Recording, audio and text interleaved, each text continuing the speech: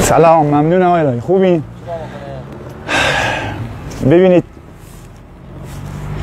به خدا بعضی وقتا از این موجود دو پا کارایی سر میزنه که آدم شرمش میاد پیش اینا.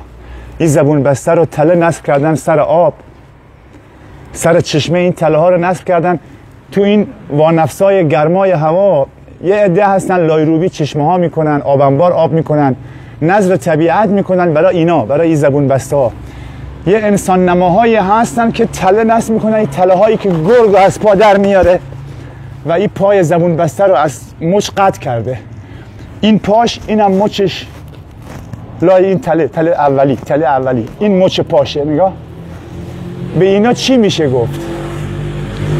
یعنی اینا خود مردم ببینن، قضاوت کنن، بعد یک الان که دیگه اینجوری موقعیت پیش اومد به خانواده های خطاب بگم که گوشت اینا رو میخورن. آی عزیزان من، اون آقاتون، اون نمیدونم فامیلتون، اون کسی که گوشت اینا رو میاره بهتون میده اینجوری داره میاره.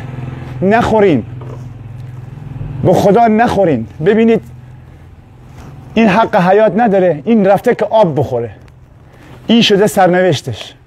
حتی اگه زنده هم بمونه نصف پاش نیست، نصف پاش رفته تو تله.